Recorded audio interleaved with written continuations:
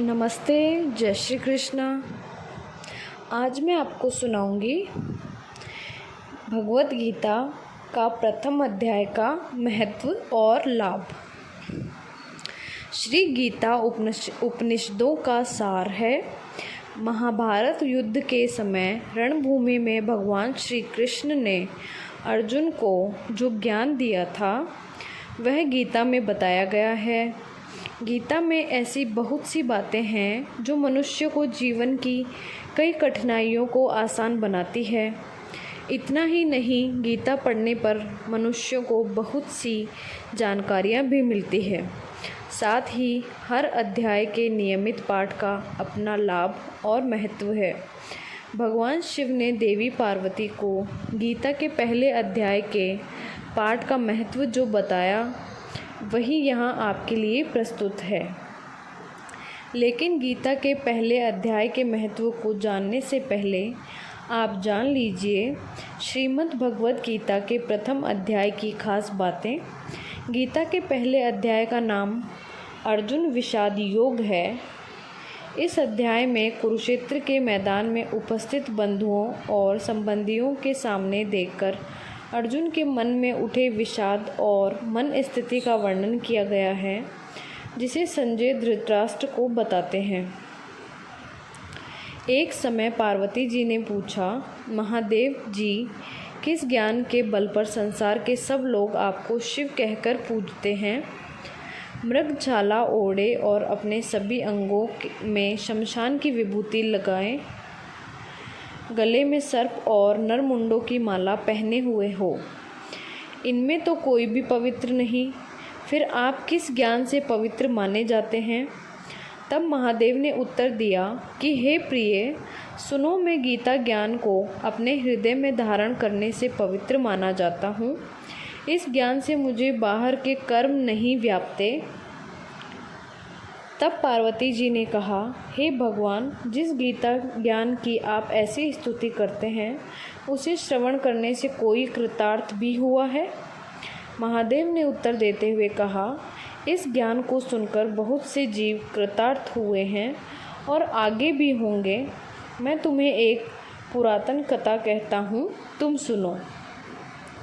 एक समय पाताल लोक में शेषनाग की शैया पर श्री नारायण जी नैन मूंदकर आनंद में मग्न थे। उस वक्त भगवान के चरण दबाते हुए लक्ष्मी जी ने पूछा, हे प्रभु, निद्रा और आलस्य तो उन पुरुषों को व्यापता है जो जीव तामसी होते हैं, फिर आप तो तीनों गुणों से अतीत हो, आप तो वासुदेव हो।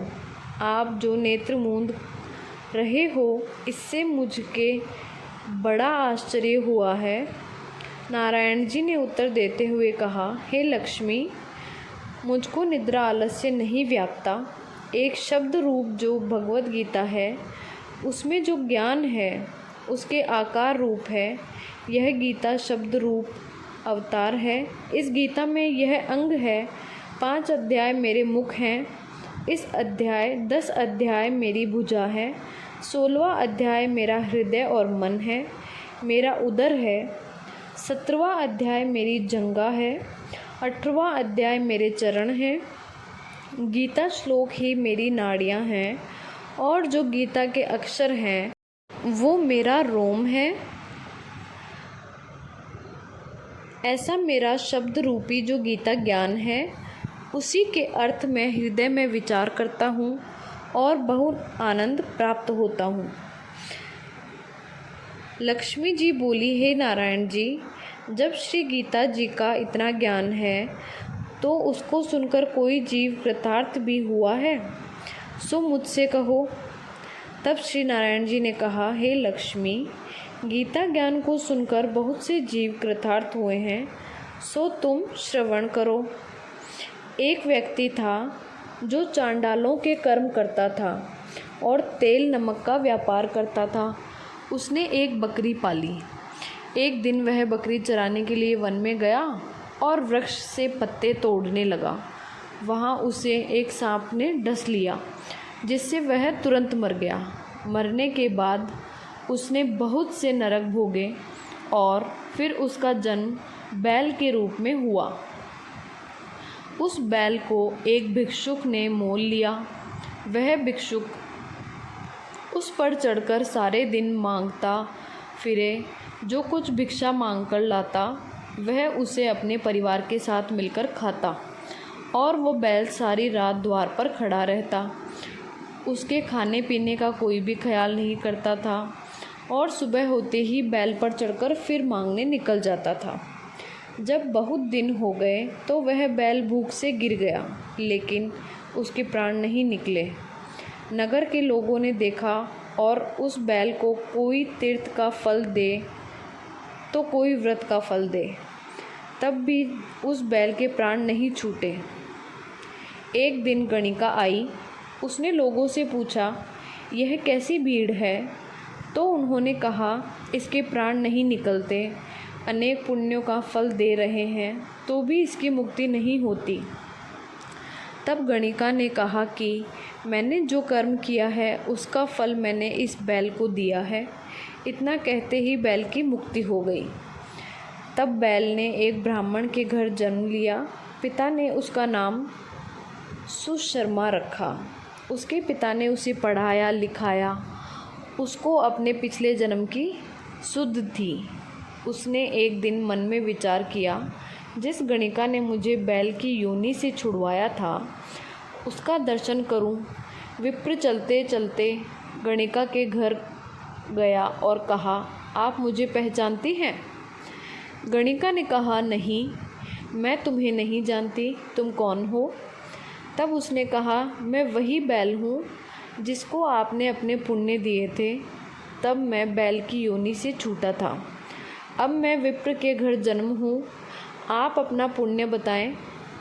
गणिका ने कहा कि मैंने अपने जाने पुण्य नहीं किया, परंतु मेरे घर एक तोता है। वह रोज़ सवेरे कुछ पढ़ता है। मैं उसका वाक्य सुनती हूँ। उस पुण्य का फल मैंने तुम्हें दे दिया। तब विप्र ने तोते से पूछा कि तू सवेरे क्या पढ़ता है? तोते ने कहा, मैं पिछले जन्म में विप्र का पुत्र था। मेरे पिता ने मुझे गीता के पहले अध्याय का पाठ सुनाया। एक दिन मैंने गुरु से कहा, मुझको आपने क्या पढ़ाया है? तब गुरुजी ने मुझे शाप दिया कि तू तोता बन जा। इसके बाद से मैं तोता बन गया। एक दिन बहेलिया मुझे पकड़ ले गया और एक विप्र ने मुझे मोल ले लिया। वह विप्र भी अपने पुत्र को गीता का पाठ सिखाता था। तब मैंने भी यह पाठ सीख लिया। उसी दिन विप्र के घर में चोर घुस गए। उन्हें धन तो प्राप्त नहीं हुआ, लेकिन वह मेरा पिंजरा उठा ले आए। उनकी यह गणिका मित्र थी। वह मुझे उसके पास ले गए। सो मैं नित्य प्रातः गीता जी के पहले अध्याय का पाठ करता हूँ, जिसे यह गणिका सुनती है। इस पर गणिका को समझ में नहीं आती। जो मैं पढ़ता हूँ वह गणिका ने तेरे निमित्त दिया था। वह श्री गीता जी के पहले अध्याय का फल था। तब विप्र ने कहा, हे तोते, तू भी विप्र है, मेरे आशीर्वाद से तेरा कल्याण हो। सो हे लक्ष्मी, विप्र के इतना कहते ही वह तोता भी मुक्ति को समाप्त हो गया।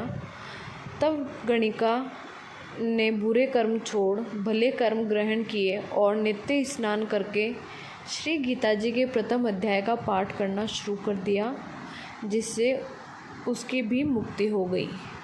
धन्यवाद।